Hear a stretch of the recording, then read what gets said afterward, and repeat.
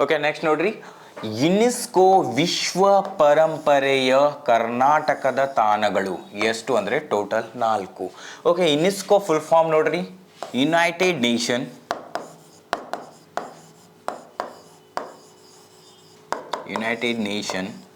Educational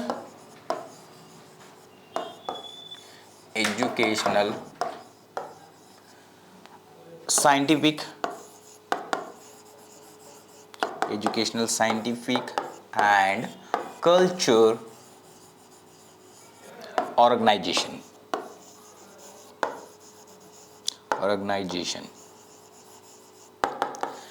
ಇದು ಸ್ಥಾಪನೆಯಾದದ್ದು 1945ರಲ್ಲಿ. ಇದರ head quarter ಅಥವಾ ಕೇಂದ್ರ ಕಚೇರಿ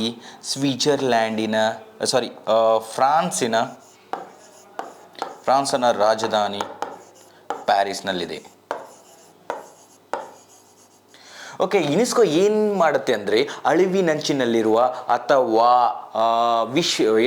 ಪರಂಪರೆಯ ತಾಣಗಳನ್ನು ರಕ್ಷಣೆ ಮಾಡೋದಕ್ಕೆ ಫಂಡನ್ನು ಕೊಡುತ್ತೆ. ಆ ಫಂಡನ್ನು ಕೊಡಬೇಕಾದ್ರೆ ಆ ಯುನೆಸ್ಕೋ ವಿಶ್ವ ಪರಂಪರೆಯ ಪಟ್ಟಿಯಲ್ಲಿ ನಮ್ಮ ಸ್ಥಳಗಳು ಇರಬೇಕು. ಆದರೆ ಕರ್ನಾಟಕದಲ್ಲಿ ಈವರೆಗೂ 4 ಸ್ಥಳಗಳನ್ನು ವಿಶ್ವ ಪಾರಂಪರಿಕ ಪಟ್ಟಿಯಲ್ಲಿ ನಾವು ನೋಡ್ತೀವಿ. ಅವು ಯಾವ್ಯಾವಂದರೆ ಹಂಪಿ 1986ರಲ್ಲಿ ಯುನೆಸ್ಕೋ ವಿಶ್ವ ಪರಂಪರೆಯ ಪಟ್ಟಿಯಲ್ಲಿ ಸೇರಿದೆ. ನೆಕ್ಸ್ಟ್ ಪಟ್ಟದಕಲ್ಲು, ಬಾಗಲಕೋಟೆ ಜಿಲ್ಲೆ ಪಟ್ಟದಕಲ್ಲು 1987ರಲ್ಲಿ ಸೇರಿಸಲಾಗಿದೆ. ನೆಕ್ಸ್ಟ್ ಪಶ್ಚಿಮ ಘಟ್ಟಗಳನ್ನು 2012ರಲ್ಲಿ ಸೇರಿಸಲಾಗಿದೆ. ಆದರೆ ಕರೆಂಟ್ ಅಫಿಯರ್ಸ್ 2023ರಲ್ಲಿ 42ನೇ ಅಂದರೆ ಭಾರತದ 42ನೇ ಟೋಟಲ್ ಈವರೆಗೂ ಭಾರತದಿಂದ 42 ಸ್ಥಳಗಳನ್ನು ವಿಶ್ವ ಪಾರಂಪರಿಕ ಪಟ್ಟಿಯಲ್ಲಿ ನಾವು ಕಾಣ್ತಾ ಹೋಗ್ತೀವಿ. ಹಾಗಾದರೆ 2023ರಲ್ಲಿಯೇ ಕೊನೆಯದಾಗಿ ಸೇರ್ಪಡೆಯಾದ ಕರ್ನಾಟಕದ ಮತ್ತು ಭಾರತದ ವಿಶ್ವ ಪರಂಪರೆಯ ಪಟ್ಟಿಯಲ್ಲಿ ಸೇರ್ಪಡೆಯಾದ ಭಾರತ ಮತ್ತು ಕರ್ನಾಟಕದ ಯಾವ ಪ್ರದೇಶ ಅಂದರೆ ಹೊಯ್ಸಳ ದೇವಸ್ಥಾನಗಳು ಯಾವುವು ಅಂದರೆ ಬೇಲೂರಿನ ದೇವಸ್ಥಾನಗಳು, ಹಳೇಬೀಡಿನ ದೇವಸ್ಥಾನಗಳು, ಮೈಸೂರಿನಲ್ಲಿರುವ ಸೋಮನಾಥಪುರ ದೇವಸ್ಥಾನಗಳು. ಇವು 3 ದೇವಸ್ಥಾನಗಳು ಹೊಯ್ಸಳರ ದೇವಸ್ಥಾನಗಳಾಗಿವೆ. ಈ 3 ದೇವಸ್ಥಾನಗಳು ಅಥವಾ 3 ಪ್ರದೇಶದ ದೇವಸ್ಥಾನಗಳನ್ನು ನಾವು 2023ರಲ್ಲಿ 42ನೇ 42ನೇ ಸ್ಥಳವಾಗಿ ವಿಶ್ವ ಪರಂಪರೆ ಪಟ್ಟಿಗೆ ಸೇರ್ತೀವಿ. ಹಾಗಾದರೆ 41ನೇ ಯಾವುದು? ಅದು ಕೂಡ 2023ರಲ್ಲಿ ಸೇರಿಸಲಾಗಿದೆ.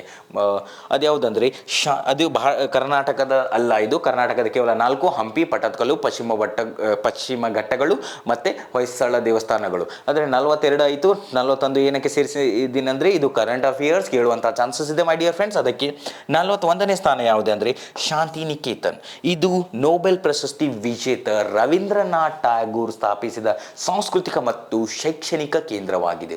ಇದು 41ನೇ ಸ್ಥಳವಾಗಿ ವಿಶ್ವ ಪಾರಂಪರಿಕ ಪಟ್ಟಿಗೆ ಸೇರಿದೆ. ಹಾಗೂ ಭಾರತದ 42ನೇ ಸ್ಥಳವಾಗಿ ಹೊಯ್ಸಳೇಶ್ವರ ದೇವಸ್ಥಾನಗಳನ್ನು ವಿಶ್ವ ಪಾರಂಪರಿಕ ಪಟ್ಟಿಯಲ್ಲಿ ಸೇರಿಸಲಾಗಿದ್ದನ್ನು ನಾವು ಕಾಣ್ತಾ ಹೋಗ್ತೀವಿ. ಓಕೆ, ನೆಕ್ಸ್ಟ್ ಸ್ಲೈಡಲ್ಲಿ ಏನಿದೆ ಅಂತ ನೋಡೋಣ. ಓಕೆ, ಕರ್ನಾಟಕದ 5 ಹುಲಿ ಸಂರಕ್ಷಣಾ ತಾಣಗಳು, ಟೈಗರ್ ರಿಸರ್ವ್ ಪ್ಲೇಸಸ್, ಹುಲಿ ಸಂರಕ್ಷಣಾ ತಾಣಗಳು. ಓಕೆ, ಯಾವುವು ಅಂದರೆ 1 ಬಂಡೀಪುರ, 2 ಭದ್ರಾ, 3 ನಾಗರಹೊಳೆ, 4 ದಾಂಡೇಲಿ, 5 ಬಿಳಿ ರಂಗನ ಬೆಟ್ಟ.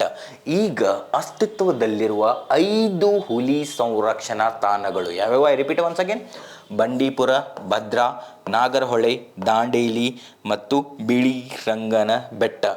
ಈಗ ಇನ್ನೊಂದು, ಈ 5ಕ್ಕೆ ಇನ್ನೊಂದು ಹೆಸರನ್ನು ನಾವು ಹುಲಿ ಸಂರಕ್ಷಣಾ ತಾಣಗಳಾಗಿ ಮಾಡಬೇಕಂತ ಶಿಫಾರಸು ಮಾಡಿದ್ದೀವಿ.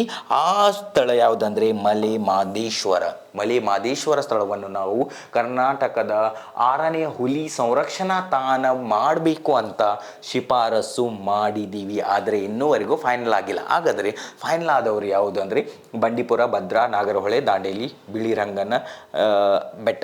ಈಗ ನಿಮಗೆ ಎಕ್ಸಾಮಲ್ಲಿ ಹೀಗೂ ಕೂಡ ಬರ್ಬೋದು ಮೈ ಡಿಯರ್ ಫ್ರೆಂಡ್ಸ್. ಇವು 3 ಕೊಟ್ಟು ಮಲೆಮಹದೇಶ್ವರ ಕೂಡ ಕೊಡಬಹುದು. ಆದರೆ ಅದು ಇನ್ನೂವರೆಗೂ ಫೈನಲ್ ಆಗಿಲ್ಲ. ಫೈನಲ್ ಆದಮೇಲೆ ಇದು ಕೂಡ ಕರೆಕ್ಟ್, ಬಟ್ ಈಗ ಇಲ್ಲ. ಓಕೆ, ನೆಕ್ಸ್ಟ್ ಏನಿದೆ? ಓಕೆ, ನದಿಗಳು ಮತ್ತು ಉಗಮ ಸ್ಥಾನಗಳು.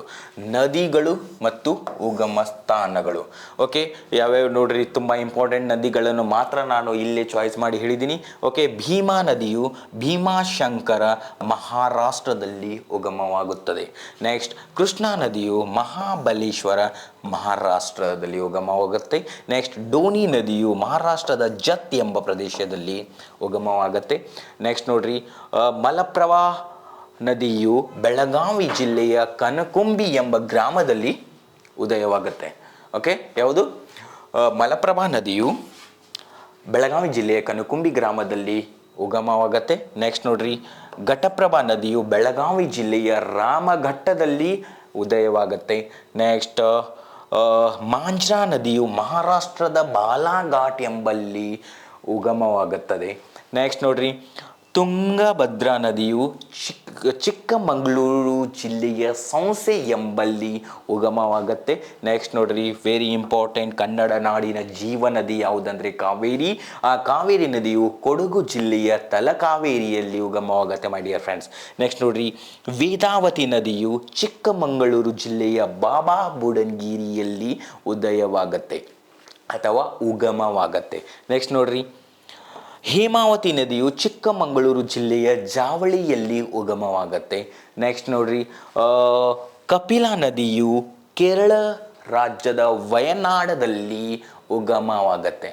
ನೆಕ್ಸ್ಟ್, ವರದಾ ನದಿಯು ಶಿವಮೊಗ್ಗ ಜಿಲ್ಲೆಯ ವರದಾ ಮೂಲದಲ್ಲಿ ಉಗಮವಾಗುತ್ತೆ, ಅಂದರೆ ಅಲ್ಲಿ ಹುಟ್ಟತ್ತೆ. ನೆಕ್ಸ್ಟ್ ನೋಡ್ರಿ, ಕಾಳಿ ನದಿಯು ಉತ್ತರ ಕನ್ನಡ ಜಿಲ್ಲೆಯ ಸೋಪಾ ಎಂಬಲ್ಲಿ ಉಗಮವಾಗುತ್ತೆ. ನೆಕ್ಸ್ಟ್, ಲಕ್ಷ್ಮಣ ತೀರ್ಥ ನದಿಯು ಕೊಡಗು ಜಿಲ್ಲೆಯ ಮುನಿಕಾಡು ಎಂಬಲ್ಲಿ ಉಗಮವಾಗುತ್ತೆ. ನೆಕ್ಸ್ಟ್ ನೋಡ್ರಿ, ಚಿಕ್ಕಬಳ್ಳಾಪುರ ಜಿಲ್ಲೆಯಲ್ಲಿ ಅರ್ಕಾವತಿ ನದಿಯು ನಂದಿದುರ್ಗ ಎಂಬಲ್ಲಿ ಉಗಮವಾಗುತ್ತದೆ ಅಥವಾ ಅರ್ಕಾವತಿ ನದಿಯು ಚಿಕ್ಕಬಳ್ಳಾಪುರ ಜಿಲ್ಲೆಯ ನಂದಿದುರ್ಗದಲ್ಲಿ ಉಗಮವಾಗುತ್ತೆ. ನೆಕ್ಸ್ಟ್ ನೋಡ್ರಿ, ಶಿಂಷಾ ನದಿಯು ತುಮಕೂರು ಜಿಲ್ಲೆಯ ದೇವರಾಯನ ದುರ್ಗದಲ್ಲಿ ಉಗಮವಾಗುತ್ತೆ ನೋಡ್ರಿ. ನೆಕ್ಸ್ಟ್, ಶರಾವತಿ ನದಿಯು ಶಿವಮೊಗ್ಗ ಜಿಲ್ಲೆಯ ಅಂಬು ತೀರ್ಥದಲ್ಲಿ ಉಗಮವಾಗುತ್ತೆ. ಏನು, ಶಿವಮೊಗ್ಗ ಜಿಲ್ಲೆಯ ಸಾಗರ ತಾಲೂಕಿನ ಪ್ರಸಿದ್ಧ ಒಂದು ಪ್ರವಾಸಿ ಸ್ಥಾನವಾದಂತಹ ಜೋಗ ಜಲಪಾತವನ್ನು ನಾವು ಶರಾವತಿ ನದಿಯಿಂದ ಉಗಮವಾಗದನ್ನು ನೋಡ್ತಾ ಹೋಗ್ತೀವಿ ಮೈ ಡಿಯರ್ ಫ್ರೆಂಡ್ಸ್. ಏನು, 4 ಹೋಳಾಗಿ ಅದು ಹರಿಯುತ್ತೆ. ಒಂದು ರಾಜ, ರಾಣಿ, ರೋರರ್, ರಾಕೆಟ್ ಎಂಬ 4 ಹೋಳಾಗಿ ಹರಿಯುವಂತಹ ಜಲಪಾತ ಕಣ್ಣಿಗೆ ಎಷ್ಟು ಸುಂದರ ಮೈ ಡಿಯರ್ ಫ್ರೆಂಡ್ಸ್. ಅದು ಯಾವ ನದಿಯಿಂದ ಉಗಮವಾಗುತ್ತದೆ ಅಂದರೆ ಶರಾವತಿ ನದಿಯಿಂದ. ಎಲ್ಲಿ? ಶಿವಮೊಗ್ಗ ಜಿಲ್ಲೆಯ ಸಾಗರ ತಾಲೂಕಿನಲ್ಲಿ. ನೆಕ್ಸ್ಟ್ ನೋಡ್ರಿ, ಅಘನಾಶಿನಿ ನದಿಯು ಉತ್ತರ ಕನ್ನಡ ಜಿಲ್ಲೆಯ ಶಂಕರ ಹೊಂಡ ಎಂಬಲ್ಲಿ ಉಗಮವಾಗುತ್ತೆ. ನೆಕ್ಸ್ಟ್, ಪಾಲಾರ್ ನದಿಯು ಕೋಲಾರ ಜಿಲ್ಲೆಯ ಗೌತಮ ಗುಡ್ಡ ಎಂಬ ಪ್ರದೇಶದಲ್ಲಿ ಉಗಮವಾಗುತ್ತೆ. ನೆಕ್ಸ್ಟ್ ನೋಡ್ರಿ, ಕುಮದ್ವತಿಯು ಶಿವಮೊಗ್ಗ ಜಿಲ್ಲೆಯ ಹುಂಚ ಎಂಬ ಗ್ರಾಮದಲ್ಲಿ ಉಗಮವಾಗುತ್ತೆ. ನೆಕ್ಸ್ಟ್ ನೋಡ್ರಿ, ನೇತ್ರಾವತಿ ನದಿಯು ಚಿಕ್ಕಮಗಳೂರು ಜಿಲ್ಲೆಯ ಸೌಂಸೆಯಲ್ಲಿ ಉಗಮವಾಗುತ್ತೆ. ನೆಕ್ಸ್ಟ್, ನುಗು ಎಂಬ ನದಿಯು ಕೇರಳ ರಾಜ್ಯದ ನೆಲಂಬೂರು ಎಂಬಲ್ಲಿ ನುಗು ನದಿಯು ಉಗಮವಾಗುತ್ತೆ. ನೆಕ್ಸ್ಟ್, ಹಗರಿ ನದಿಯು ಚಿಕ್ಕಮಗಳೂರು ಜಿಲ್ಲೆಯ ಮುಳ್ಳಯ್ಯನಗಿರಿ ಎಂಬಲ್ಲಿ ಉಗಮವಾಗುತ್ತೆ. ನೆಕ್ಸ್ಟ್, ವಾರಾಹಿ ನದಿಯು ಶಿವಮೊಗ್ಗ ಜಿಲ್ಲೆಯಲ್ಲಿ ಉಗಮವಾಗುತ್ತೆ. ಓಕೆ, ನೆಕ್ಸ್ಟ್ ನೋಡ್ರಿ, ರಿಪೀಟ್ ಮಾಡೋದಿಲ್ಲ. ನಿಮಗೆ ಇನ್ನೂ ಏನಾದರೂ ಕನ್ಫ್ಯೂಷನ್ ಇದ್ದರೆ ವಿಡಿಯೋ ಪಾಸ್ ಮಾಡಿರಿ ಅಥವಾ ವಿಡಿಯೋನ ರಿವೈಂಡ್ ಮಾಡಿ ನೋಡ್ರಿ ಅಂತ ಹೇಳುತ್ತಾ, ನೆಕ್ಸ್ಟ್ ನೋಡ್ರಿ, ಪಂಜಾಬಿನ ಕೇಸರಿ ಬಗ್ಗೆ ಸ್ವಲ್ಪ ಕನ್ಫ್ಯೂಷನ್ಸ್ ಇರುತ್ತೆ ಮ್ಯಾಕ್ಸಿಮಮ್ ಎಲ್ಲ ಪೀಪಲ್ಸ್ಗೆ. ನೋಡ್ರಿ, ಪಂಜಾಬಿನ ಕೇಸರಿ ಎಂದು ಲಾಲಾ ಲಜಪತ್ ರಾಯ್ ಅವರನ್ನು ಕರೆಯುತ್ತಾರೆ. ನೋಡ್ರಿ, ಪಂಜಾಬಿನ ಕೇಸರಿ ಲಾಲಾ ಲಜಪತ್ ರಾಯ್. ಓಕೆ, ಪಂಜಾಬಿನ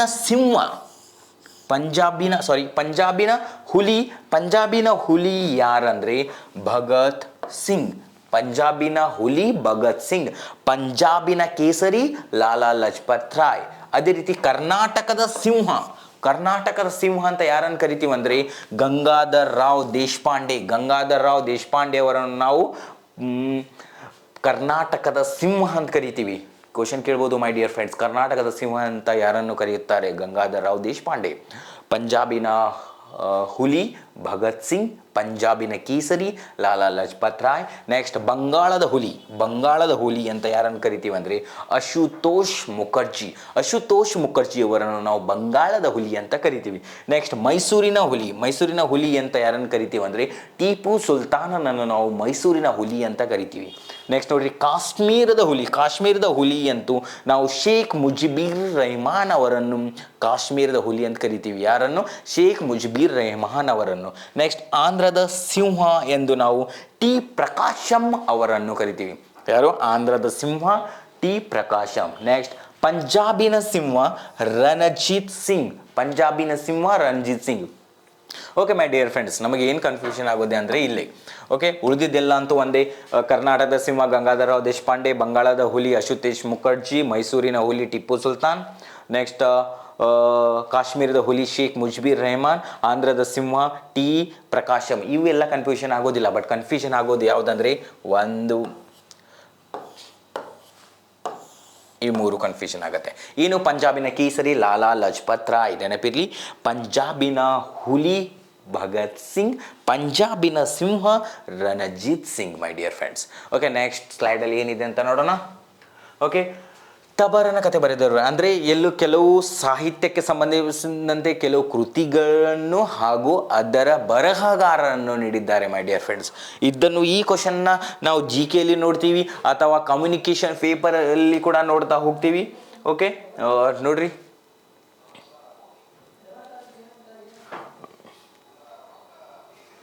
ಓಕೆ, ತಬರನ ಕತೆ ಬರೆದವರು ಪೂರ್ಣಚಂದ್ರ ತೇಜಸ್ವಿ ಇವರೇ ನೋಡ್ರಿ. ಪೂರ್ಣಚಂದ್ರ ತೇಜಸ್ವಿಯವರು ತಬರನ ಕತೆ ಎಂಬ ಗ್ರಂಥವನ್ನು ಬರೆದಿದ್ದಾರೆ. ನೆಕ್ಸ್ಟ್ ಬ್ರಾಹ್ಮಣ ಹುಡುಗ ಇದು ರಾಮಚಂದ್ರ ಶರ್ಮಾ ಅವರ ಕವನ ಸಂಕಲನ.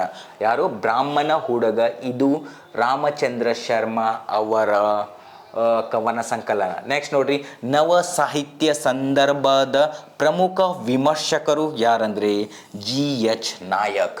ಯಾರು? ನವ ಸಾಹಿತ್ಯ ಸಂದರ್ಭದ ಪ್ರಮುಖ ವಿಮರ್ಶಕರು GH ನಾಯಕ್. ನೆಕ್ಸ್ಟ್ ನೋಡ್ರಿ, ಉಪಮಾಲೋಲ ಎನಿಸಿಕೊಂಡ ಕವಿ. ಯಾರನ್ನು ನಾವು ಉಪಮಾಲೋಲ ಅಂತ ಕರಿತೀವಿ ಅಂದರೆ ಲಕ್ಷ್ಮೀಶ. ಜೈಮಿನಿ ಭಾರತವನ್ನು ಬರೆದಂತಹ ಲಕ್ಷ್ಮೀಶನನ್ನು ನಾವು ಉಪಮಾಲೋಲ ಅಂತ ಕರಿತೀವಿ. ನೆಕ್ಸ್ಟ್ ನೋಡ್ರಿ, ಸುಬ್ರಹ್ಮಣ್ಯ ಭಾರತಿ ಇವರು ತಮಿಳು ಭಾಷೆಯ ಕವಿ. ಯಾರು? ಸುಬ್ರಹ್ಮಣ್ಯ ಭಾರತಿ ಇವರು ತಮಿಳು ಭಾಷೆಯ ಕವಿ. ನೆಕ್ಸ್ಟ್ ನೋಡ್ರಿ, ಶ್ರೀ ಮುದ್ರಾರಾಮಾಯಣಂ ಕಲ್ಪವೃಕ್ಷಂ ಮಹಾಕಾವ್ಯ ಬರೆದವರು ಯಾರಂದ್ರೆ ವಿಶ್ವನಾಥ ಸತ್ಯನಾರಾಯಣ್ ಅವರು ಶ್ರೀ ಮುದ್ರಾಮಾಯನ್ ಕಲ್ಪವೃಕ್ಷಂ ಅಂತ ಗ್ರಂಥವನ್ನು ಬರೆದಿದ್ದಾರೆ. ನೆಕ್ಸ್ಟ್ ನೋಡ್ರಿ, ಕನ್ನಡ ಪ್ರಗತಿಶೀಲ ಸಾಹಿತ್ಯ ಚಳುವಳಿಯ ಪ್ರವರ್ತಕ ಯಾರಂದ್ರೆ ಅನಕೃಷ್ಣರಾವ್ ಅವರನ್ನು ನಾವು ಕನ್ನಡದ ಪ್ರಗತಿಶೀಲ ಸಾಹಿತ್ಯದ ಚಳುವಳಿಯ ಪ್ರವರ್ತಕ. ನೆಕ್ಸ್ಟ್ ನೋಡ್ರಿ, ಬಾಂಬೆ ಗೆಜಿಟಿಯರ್ ತುಂಬ ಇಂಪಾರ್ಟೆಂಟ್, ಮ್ಯಾಕ್ಸಿಮಮ್ ಟೈಮ್ ರಿಪೀಟ್ ಆದಂಥ ಕ್ವಶನ್ ಇದು ಕೂಡ. ಬಾಂಬೆ ಗೆಜಿಟಿಯರ್ನ ಕರ್ತೃ ಯಾರಂದರೆ JF ಫ್ಲೀಟ್ ಅವರು ಬಾಂಬೆ ಗೆಜಿಟಿಯರ್ ಎಂಬ ಗ್ರಂಥವನ್ನು ಬರೆದಿದ್ದಾರೆ. ನೆಕ್ಸ್ಟ್ ನೋಡ್ರಿ, ಬರ್ಟೋಲ್ ಬ್ರೆಕ್ಸ್ಟನ್ ಪ್ರಸಿದ್ಧ ಕೃತಿ ಯಾವುದಂದ್ರೆ ದಿ ತ್ರೀ ಪೇನಿ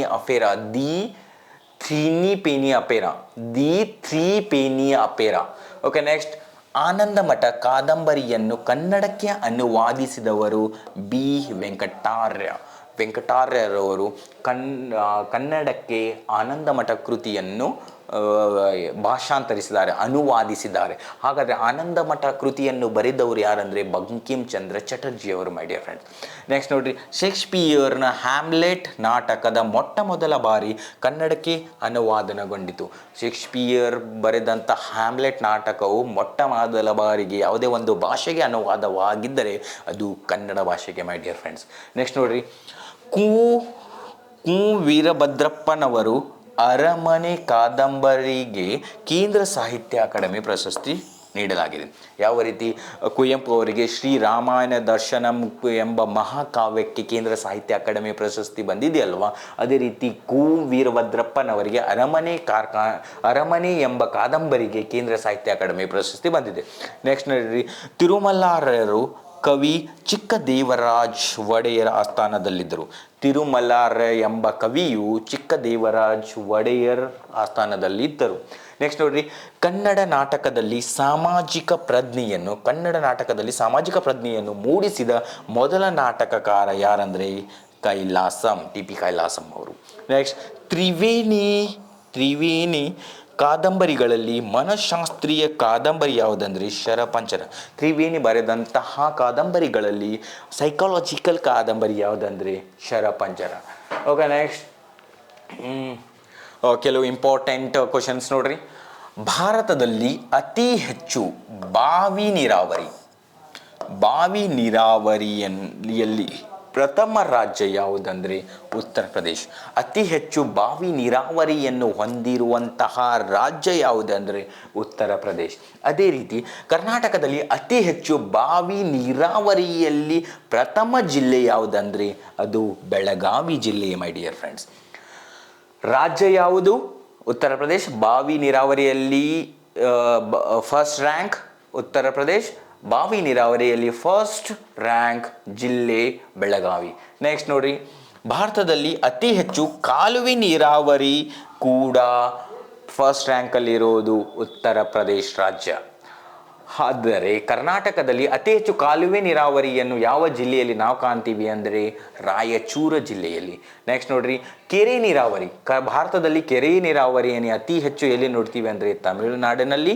ಆದರೆ ಕರ್ನಾಟಕದಲ್ಲಿ ಯಾವ ಜಿಲ್ಲೆಯಲ್ಲಿ ಅತಿ ಹೆಚ್ಚು ಕೆರೆ ನೀರಾವರಿಯನ್ನು ನೋಡ್ತೀವಿ ಅಂದರೆ ಶಿವಮೊಗ್ಗ ಜಿಲ್ಲೆಯಲ್ಲಿ. ಮೈ dear friends, I repeat once again, glance ಆಗಿ ಮಾಡ್ತೀವಿ. ಫಸ್ಟ್ ಬಾವಿ ನೀರಾವರಿ, ಫಸ್ಟ್ ರ್ಯಾಂಕ್ ರಾಜ್ಯ ಉತ್ತರ ಪ್ರದೇಶ್, ಜಿಲ್ಲೆ ಬೆಳಗಾವಿ. ಎರಡನೆಯದು ಯಾವುದು? ಕಾಲುವೆ ನೀರಾವರಿ. ಫಸ್ಟ್ ರ್ಯಾಂಕ್ ರಾಜ್ಯ Uttar Pradesh, second ರ್ಯಾಂಕಲ್ಲಿ first rank ಜಿಲ್ಲೆ ರಾಯಚೂರು. ಅದೇ ರೀತಿ ಯಾವುದು? ಕೆರೆ ನೀರಾವರಿಯಲ್ಲಿ ಫಸ್ಟ್ ರ್ಯಾಂಕ್ ರಾಜ್ಯ ತಮಿಳುನಾಡು, ಫಸ್ಟ್ ರ್ಯಾಂಕ್ ಜಿಲ್ಲೆ ಶಿವಮೊಗ್ಗ. ಓಕೆ, ನೆನಪಿರಲಿ. ಅಂದರೆ ಇದು ನಾನು ದೇಶಕ್ಕೆ ಸಂಬಂಧಪಟ್ಟಂತೆ 3 ಟೈಪ್ನ ನೀರಾವರಿ ಬಗ್ಗೆ ಹಾಗೂ ಯಾವ ರಾಜ್ಯದಲ್ಲಿ ಅತಿ ಹೆಚ್ಚು ಅಂತ ಹೇಳಿದ್ದೀನಿ, ಯಾವ ಜಿಲ್ಲೆಯಲ್ಲಿ ಕೂಡ ಅತಿ ಹೆಚ್ಚಿದೆ ಅಂತ ಹೇಳಿದ್ದೀನಿ. ನೆಕ್ಸ್ಟ್ ನೋಡ್ರಿ, ಪ್ರಮುಖ ಬಿರುದುಗಳು. ಇತಿಹಾಸಕ್ಕೆ ಸಂಬಂಧಿಸಿದಂತೆ ಕೆಲವು ರಾಜರಿಗೆ ಇರುವಂತಹ ಪ್ರಮುಖ ಬಿರುದುಗಳು ಯಾವನ್ನು ನೋಡ್ರಿ. ಒಂದು 1000 ದಿನಾರ್. ಈ ಬಿರುದು ಯಾರಿಗಿತ್ತಂದರೆ ಮಲ್ಲಿಕ್ ಕಾಫೂರ್ಗೆ. ಮಲ್ಲಿಕ್ ಕಾಫೂರ್ ಯಾರಂದರೆ ಅಲ್ಲಾವುದ್ದೀನ್ ಖಿಲ್ಜಿಯ ಸೇನಾ ನಾಯಕ. ನೆಕ್ಸ್ಟ್ ನೋಡ್ರಿ, ಎರಡನೆಯ ಅಲೆಕ್ಸಾಂಡರ್ ಅಂತ ಯಾರನ್ನು ಕರಿತೀವಿ ಅಂದರೆ ಅಲ್ಲಾವುದ್ದೀನ್ ಖಿಲ್ಜಿ. ಎರಡನೆಯ Alexander Alauddin Khilji. Next prince Juna ಅಂತ ಯಾರನ್ನು ಕರಿತೀವಿ ಅಂದರೆ Mohammad bin Tughlaq. Very intelligent persons, but ಹುಚ್ಚದೊರೆ. ಯಾಕಂದರೆ ಅವನಿಗೆ ತತ್ವಶಾಸ್ತ್ರದ ಬಗ್ಗೆ ಮಾಹಿತಿ ಇತ್ತು, ಖಗೋಳಶಾಸ್ತ್ರದ ಬಗ್ಗೆ ಮಾಹಿತಿ ಇತ್ತು, ದೂರದೃಷ್ಟಿಯನ್ನು ಹೊಂದಿದಂತಹ ರಾಜ. ಆದರೆ ಅವನ ಯೋಜನೆಗಳ ಇಂಪ್ಲಿಮೆಂಟ್ ಮಾಡೋದು ತುಂಬ ಕಷ್ಟವಾಗಿತ್ತು. ಅಂದರೆ ಹುಚ್ಚದುರೆ ಅಂತ ಕರಿತೀವಿ. ಇನ್ನು ಯಾರು ಮ್ಯಾಕ್ಸಿಮಮ್ ಸ್ಯಾನ್ ಇರ್ತಾರಲ್ಲ ಅವರು ಈ ರೀತಿ ಯೋಚನೆ ಮಾಡ್ತಾರೆ ಮೈ ಡಿಯರ್ ಫ್ರೆಂಡ್ಸ್. ಓಕೆ, ನೆಕ್ಸ್ಟ್ ನೋಡ್ರಿ, ಡಾಟಾ ಗಂಜ್ ಬಕ್ಷನನ್ನು ನಾವು ಅಲ್ ಹುಜಾರಿ ಅವರಿಗೆ ನೀಡಲಾಗಿದೆ. ನೆಕ್ಸ್ಟ್ ಶಹನೆ ಹಿಂದೂಸ್ತಾನನ್ನು ಎರಡನೇ ಬಹದ್ದೂರ್ ಶಾ ಅವರಿಗೆ ಈ ಬಿರುದನ್ನು ನೀಡಿದ್ದೀವಿ. ನೆಕ್ಸ್ಟ್ ನೋಡ್ರಿ, ಮಹಾರಾಜಾಧಿರಾಜ ಎಂಬ ಬಿರುದು ಯಾರಿಗಿತ್ತು ಅಂದರೆ ಒಂದನೇ ಚಂದ್ರಗುಪ್ತ ಅವರಿಗೆ ಮಹಾರಾಜಾಧಿರಾಜ ಎಂಬ ಬಿರುದು ಇತ್ತು. ನೆಕ್ಸ್ಟ್ ನೋಡ್ರಿ, ವಿಕ್ರಮಾದಿತ್ಯ ಎಂಬ ಬಿರುದು ಎರಡನೆಯ ಚಂದ್ರಗುಪ್ತನಿಗಿತ್ತು. ನೆಕ್ಸ್ಟ್, ಸುಲ್ತಾನ್ ಬುಲಂದ್ ಇಕ್ಬಾಲ್ ಈ ಬಿರುದು ದಾರಾ ಶಿಕೋಹ ಅವರಿಗೆ ಇತ್ತು. ನೆಕ್ಸ್ಟ್ ನೋಡ್ರಿ, ಫ್ರಾಂಟಿಯನ್ ಗಾಂಧಿ ಅಂದರೆ ಗಡಿನಾಡು ಗಾಂಧಿ ಯಾರಿಗಿತ್ತಂದರೆ ಮೌಲಾನಾ ಅಬ್ದುಲ್ ಗಫರ್ ಖಾನ್ ಅವರಿಗೆ ನಾವು ಫ್ರಾಂಟಿಯರ್ ಗಾಂಧಿ ಅಥವಾ ಗಡಿನಾಡು ಗಾಂಧಿ ಎಂಬ ಬಿರುದನ್ನು ನೀಡಿದ್ದೀವಿ. ಓಕೆ, ನೆಕ್ಸ್ಟ್, ಕುಂಭಮೇಳ ನಡೆಯುವ ಸ್ಥಳಗಳು ಏನು ಟ್ರಿಕ್ ನೋಡ್ರಿ. ನಾವು ಹರಿಪ್ರಿಯ ಎಲ್ಲಿ ನಡೆಯುತ್ತೆ ಅಂದರೆ ಅಂದರೆ ನಾಸಿಕ್, ಅಂದರೆ ಉಜ್ಜಯಿನಿ, ಹರಿ ಅಂದರೆ ಹರಿದ್ವಾರ್, ಪ್ರಿಯಾ ಅಂದರೆ ಪ್ರಯಾಗರಾಜ್. ಭಾರತದಲ್ಲಿ ಕುಂಭಮೇಳ ನಡೆಯುವ ಸ್ಥಳಗಳು 4: ನಾಸಿಕ್, ಉಜ್ಜಯಿನಿ, ಹರಿದ್ವಾರ್ ಮತ್ತು ಪ್ರಯಾಗ್ರಾಜ್. ಯಾವ ರೀತಿ ನೆನಪಿಟ್ಕೋಬೇಕಂದ್ರೆ ನಾವು ಹರಿಪ್ರಿಯ. ನಾಸಿಕ್, ಅಂದರೆ ಉಜ್ಜಯಿನಿ, ಹರಿ ಅಂದರೆ ಹರಿದ್ವಾರ್, ಪ್ರಿಯಾ ಅಂದರೆ ಪ್ರಯಾಗ್ರಾಜ್. Okay, next. ಓಕೆ, ತೆರಿಗೆಗಳು ತುಂಬ ರಿಪೀಟೆಡ್ ಕ್ವಶನ್ಸ್, ತುಂಬ ಅಂದರೆ lot of times repeated questions.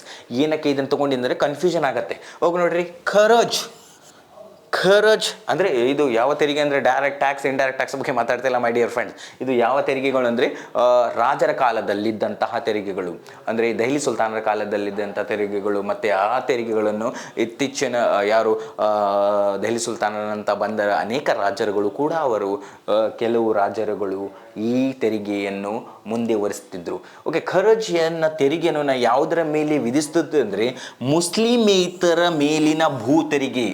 ಮುಸ್ಲಿಮೇತರ ಮೇಲಿನ ಭೂತೆರಿಗೆ, ಮುಸ್ಲಿಮರನ್ನು ಬಿಟ್ಟು ಬೇರೆಯವರಿಗೆ ಮೇಲೆ ವಿಧಿಸುವ ಭೂತೆರಿಗೆ ಯಾವುದಂದರೆ ಖರಜ್. ನೆಕ್ಸ್ಟ್, ಉಶ್ರ ಎಂಬ ತೆರಿಗೆಯನ್ನು ಮುಸ್ಲಿಮರ ಮೇಲಿನ ಕೃಷಿ ತೆರಿಗೆ. ಮುಸ್ಲಿಮರ ಮೇಲಿನ ಕೃಷಿ ತೆರಿಗೆ ಯಾವುದು ಅಂದರೆ ಉಶ್ರ. ಖರಜ್ ಯಾವುದು? ಮುಸ್ಲಿಮೇತರ ಮೇಲಿನ ಭೂತೆರಿಗೆ. ಉಶ್ರ ಅಂದರೆ ಮುಸ್ಲಿಮರ ಮೇಲಿನ ಕೃಷಿ ತೆರಿಗೆ. ನೆಕ್ಸ್ಟ್, ಜಕಾತ್ ಇದು ಮುಸ್ಲಿಂ ಪ್ರಜೆಗಳ ಮೇಲಿನ ಆಸ್ತಿ ತೆರಿಗೆ. ಮುಸ್ಲಿಂ ಪ್ರಜೆಗಳ ಮೇಲಿನ ಆಸ್ತಿ ತೆರಿಗೆ. ನೆಕ್ಸ್ಟ್, ಜೆಜಿಯಾ ಇದು ಹಿಂದೂಗಳ ಮೇಲಿನ ಧಾರ್ಮಿಕ ತೆರಿಗೆ. Okay, I repeat once again. ತೆರಿಗೆಗಳು, ಇತಿಹಾಸದ ತೆರಿಗೆಗಳು. ಖರಜ್ ಅನ್ನು ನಾವು ಮುಸ್ಲಿಮೇತರ ಮೇಲಿನ ಭೂ ತೆರಿಗೆ. ಓಕೆ, ಉಶ್ರ ಇದು ಮುಸ್ಲಿಮರ ಮೇಲಿನ ಕೃಷಿ ತೆರಿಗೆ. ಜಕಾತ್ ಇದು ಮುಸ್ಲಿಂ ಪ್ರಜೆಗಳ ಮೇಲಿನ ಆಸ್ತಿ ತೆರಿಗೆ. ನೆಕ್ಸ್ಟ್, ಜಿಜಿಯಾ ಇದು ಹಿಂದೂಗಳ ಮೇಲಿನ ಧಾರ್ಮಿಕ ತೆರಿಗೆ. Okay, next. ಓಕೆ, ರಾಜ ಮನೆತನಗಳು, ರಾಜಧಾನಿ, ಸ್ಥಾಪಕರು. ತುಂಬ ಡೀಟೇಲ್ ಆಗಿ ಹೇಳೋದಿಲ್ಲ. ಸ್ಟಾರ್ಟಿಂಗ್ ನಾನು ಇಂಟ್ರೊಡಕ್ಷನಲ್ಲಿ ಹೇಳಿದ್ದೀನಿ, ಯಾವುದು ಕೂಡ ಡೀಟೇಲ್ ಆಗಿ ಇರೋದಿಲ್ಲ. Because this is the revision classes for upcoming your final examination my dear friends. Okay, ಈ ಫಸ್ಟ್ ರೋ ಅಲ್ಲಿ ರಾಜ ಮನೆತನಗಳು, ಎರಡನೇ ರೋದಲ್ಲಿ ಆ ರಾಜ ಮನೆತನದ ರಾಜಧಾನಿಗಳು, ಮತ್ತು ಮೂರನೇ ರೋದಲ್ಲಿ ಆ ರಾಜ ಮನೆತನದ ಸ್ಥಾಪಕರು. ಓಕೆ, ಫಸ್ಟ್ ನೋಡ್ರಿ, ಕದಂಬರ ರಾಜಧಾನಿ ಬನವಾಸಿ. ಕದಂಬ ಸಾಮ್ರಾಜ್ಯದ ಸ್ಥಾಪಕ ಮಯೂರವರ್ಮ. ಐ ರಿಪೀಟ್, ಕದಂಬರು ರಾಜಧಾನಿ ಬನವಾಸಿ, ಸ್ಥಾಪಕ ಮಯೂರವರ್ಮ. ನೆಕ್ಸ್ಟ್ ನೋಡ್ರಿ, ಗಂಗರ ರಾಜಧಾನಿ ತಲಕಾಡು. ಅದಕ್ಕೆ ತಲಕಾಡಿನ ಗಂಗರ್ ಅಂತ ಫೇಮಸ್. ಗಂಗರ ಸಾಮ್ರಾಜ್ಯದ ಗಂಗರ್ ರಾಜ ಮನೆತನ ಸ್ಥಾಪಕ ದಡಿಗ ಮತ್ತು ಮಾಧವ. ನೆಕ್ಸ್ಟ್, ಬಾದಾಮಿ ಚಾಲುಕ್ಯರ ಸಾಮ್ರಾಜ್ಯದ ರಾಜಧಾನಿ ಬಾದಾಮಿ, ಅದರ ಸ್ಥಾಪಕ ಜಯಸಿಂಹ. ನೆಕ್ಸ್ಟ್, ರಾಷ್ಟ್ರಕೂಟರ ರಾಜಧಾನಿ ಮಾನ್ಯಕೇಟ. ಅದಕ್ಕೆ ಮಾನ್ಯಕೇಟದ ರಾಷ್ಟ್ರಕೂಟರು ಅಂತ ಫೇಮಸ್. ಅದರ ಸ್ಥಾಪಕ ದಂತಿದುರ್ಗ. ನೆಕ್ಸ್ಟ್ ನೋಡ್ರಿ, ಕಲ್ಯಾಣ ಚಾಲುಕ್ಯರ ರಾಜಧಾನಿ ಕಲ್ಯಾಣ, ಬೀದರ್ ಜಿಲ್ಲೆಯಲ್ಲಿ ಕಂಡುಬರುತ್ತೆ. ಓಕೆ, ಅದರ ಸ್ಥಾಪಕ ಎರಡನೆಯ ತೈಲಪ. ಯಾವುದು? ಕಲ್ಯಾಣ ಚಾಲುಕ್ಯ ರಾಜಮನೆತನ ಸ್ಥಾಪಕ ಎರಡನೇ ತೈಲಪ. ನೆಕ್ಸ್ಟ್ ನೋಡ್ರಿ, ಹೊಯ್ಸಳರ ರಾಜಧಾನಿ ದ್ವಾರ ಸಮುದ್ರ. ಹೊಯ್ಸಳರ ಸ್ಥಾಪಕ ಸಳ. ನೆಕ್ಸ್ಟ್, ವಿಜಯನಗರ ಸಾಮ್ರಾಜ್ಯದ ರಾಜಧಾನಿ ಮೊದಲು ಆನೆಗುಂದಿ ಇತ್ತು, ನಂತರ ಹಂಪಿಯಾಗಿ ಬದಲಾವಣೆ ಮಾಡಿದರು. ವಿಜಯನಗರ ಸಾಮ್ರಾಜ್ಯದ ಸ್ಥಾಪಕರು ಯಾರಂದರೆ ಹಕ್ಕ ಮತ್ತು ಬುಕ್ಕರು. ನೆಕ್ಸ್ಟ್, ಬಹುಮನಿ ಸುಲ್ತಾನರ ರಾಜಧಾನಿ ಮೊದಲು ಗುಲ್ಬರ್ಗ, ನಂತರ ಬೀದರ್. ಓಕೆ, ಬಹುಮನಿ ಸುಲ್ತಾನರ ಸ್ಥಾಪಕ ಯಾರಂದರೆ ಹಸನ್ ಗಂಗು ಬಹುಮನ್ ಶಾ. ನೆಕ್ಸ್ಟ್ ನೋಡ್ರಿ, ಬಿಜಾಪುರದ ಆದಿಲ್ ಶಾಹಿಗಳು. ಅವರ ರಾಜಧಾನಿ ಯಾವುದಂದರೆ ಬಿಜಾಪುರ್. ಪ್ರಸ್ತುತವಾಗಿ ಅದರ ಹೆಸರು ಚೇಂಜ್ ಮಾಡಿ ವಿಜಯಪುರ ಅಂತ ಕರಿತೀವಿ. ಓಕೆ, ಬಿಜಾಪುರದ ಆದಿಲ್ ಶಾಹಿಗಳ ಸ್ಥಾಪಕರು ಯಾರಂದರೆ ಯೂಸುಫ್ ಆದಿಲ್ ಶಾ.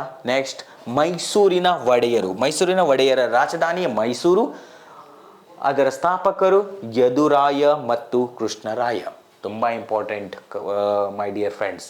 ಓಕೆ, ಕರ್ನಾಟಕದಲ್ಲಿನ ರಾಜ ಮನೆತನಗಳು, ಅವರ ರಾಜಧಾನಿ ಹಾಗೂ ಸ್ಥಾಪಕರು, ಇವುಗಳ ಬಗ್ಗೆ ಮಾತಾಡಿದರೆ, ನಾವು ಡೀಟೇಲಾಗಿ ಮಾತಾಡಿದರೆ 2-3 ತಾಸು ಮಾತಾಡ್ಬೋದು ಮೈ ಡಿಯರ್ ಫ್ರೆಂಡ್ಸ್. ಆದರೆ ಇದು ರಿವಿಷನ್ ಕ್ಲಾಸ್ ಆಗಿರೋದರಿಂದ ಲೈಟಾಗಿ ಹೇಳ್ತಾ ಇದ್ದೀನಿ, ನೀವು ಲೈಟಾಗಿ ತಿಳ್ಕೊಳ್ರಿ ಸಾಕು.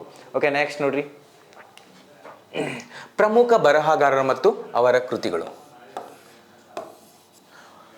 ಒಂದು ಸೈಡ್ ಬರಹಗಾರರು, ನೆಕ್ಸ್ಟ್ ಇನ್ನೊಂದು ಸೈಡ್ ಅವರ ಕೃತಿಗಳು. ಓಕೆ ನೋಡ್ರಿ, ರನ್ನ ಯಾವ ಕೃತಿಯನ್ನು ಬರೆದಿದ್ದಾನೆಂದರೆ ಸಾಹಸ ಭೀಮ ವಿಜಯಂ. ಸಾಹಸ ಭೀಮ ವಿಜಯಂ ಕೃತಿಯನ್ನು ಬರೆದವರು ರನ್ನ. ಇದರ ಇನ್ನೊಂದು ಹೆಸರು ಅಂದರೆ ಗದಾಯುದ್ಧ.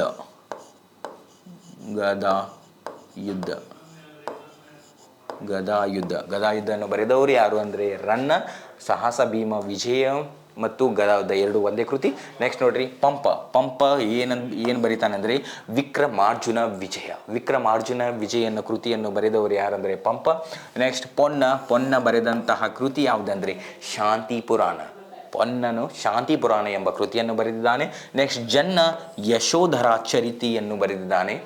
ನೆಕ್ಸ್ಟ್ ನೋಡ್ರಿ, ರಾಘವಾಂಕ ಷಟ್ಪದಿಯ ಬ್ರಹ್ಮಯಂತೆ ಫೇಮಸ್ ಆದಂಥ ರಾಘವಾಂಕ ಬರೆದಂಥ ಕೃತಿ ಯಾವುದಂದ್ರೆ ಹರಿಶ್ಚಂದ್ರ ಕಾವ್ಯ.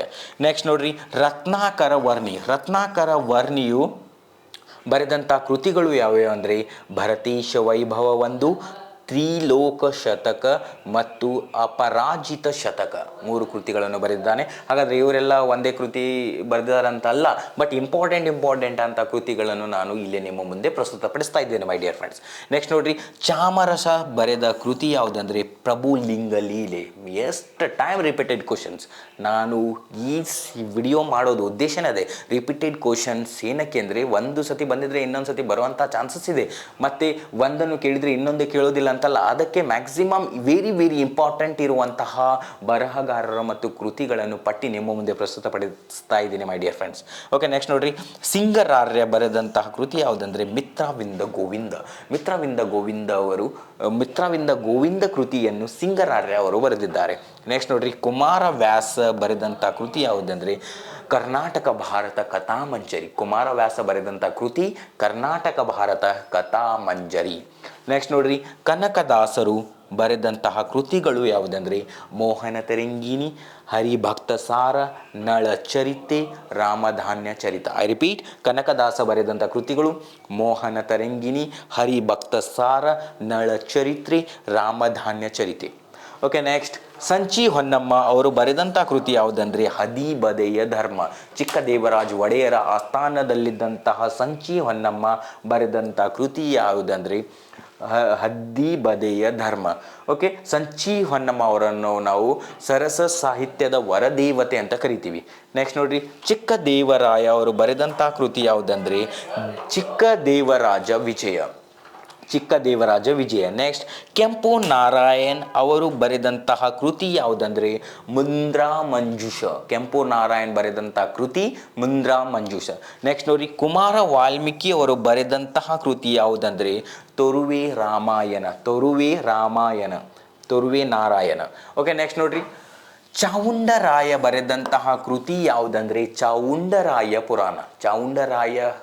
ಬರೆದಂಥ ಕೃತಿ ಚಾವುಂಡರಾಯ ಪುರಾಣ. ನೆಕ್ಸ್ಟ್, ಒಂದನೆಯ ನಾಗವರ್ಮ ಬರೆದಂಥ ಕೃತಿ ಕರ್ನಾಟಕ ಕಾದಂಬರಿಯನ್ನು ಬರೆದವರು ಯಾರಂದರೆ ಒಂದನೆಯ ನಾಗವರ್ಮ. ನೆಕ್ಸ್ಟ್, ವಿಷ್ಣು ಶರ್ಮನ ಪಂಚತಂತ್ರವನ್ನು ಕನ್ನಡಕ್ಕೆ ಅನುವಾದಿಸಿದವರು ಯಾರಂದರೆ ಅಥವಾ ಕನ್ನಡದ ಪಂಚತಂತ್ರವನ್ನು ಬರೆದವರು ಯಾರಂದರೆ ದುರ್ಗಸಿಂಹ ಬರೆದಂತಹ ಕೃತಿ ಯಾವುದಂದರೆ ಪಂಚತಂತ್ರ. ನೆಕ್ಸ್ಟ್, ಚರಕ ಅವರು ಬರೆದಂತಹ ಕೃತಿ ಯಾವುದಂದರೆ ಚರಕ ಸಂಹಿತೆ. ನೆಕ್ಸ್ಟ್ ನೋಡ್ರಿ, ವರಹಾಮೀರ ಬರೆದಂತಹ ಕೃತಿ ಯಾವುದಂದರೆ ಅಂದರೆ ಪಂಚಸಿದ್ಧಾಂತಿಕ ಕೃತಿಯನ್ನು ಬರೆದವರು ಯಾರಂದರೆ ವರಹಾಮೀರ. ನೆಕ್ಸ್ಟ್ ನೋಡ್ರಿ, ವಿಷ್ಣು ಶರ್ಮ ಬರೆದಂತಹ ಕೃತಿ ಪಂಚತಂತ್ರ. ನೆಕ್ಸ್ಟ್ ನೋಡ್ರಿ, ಶೂದ್ರಕ ಬರೆದಂತಹ ಕೃತಿ ಮೃಚ್ಛಕಟಿಕ ಕೃತಿಯನ್ನು ಬರೆದವರು ಯಾರಂದರೆ ಶೂದ್ರಕ. ನೆಕ್ಸ್ಟ್, ಕೌಟಿಲ್ಯ ಅರ್ಥಶಾಸ್ತ್ರ ಎಂಬ ಹೆಸರಿನ ಗ್ರಂಥ ಬರೆದಿದ್ದಾನೆ. ಅರ್ಥಶಾಸ್ತ್ರ ಎಂಬ ಹೆಸರಿನ ಕೃತಿಯನ್ನು ಬರೆದಿದ್ದಾನೆ. ಯಾರು? ಕೌಟಿಲ್ಯ. ವಿಷ್ಣುಗುಪ್ತ, ಚಾಣಕ್ಯ ಎಂಬ ಅನೇಕ ಹೆಸರುಗಳನ್ನು ಹೊಂದಿದಂತಹ ವ್ಯಕ್ತಿ ಕೌಟಿಲ್ಯ.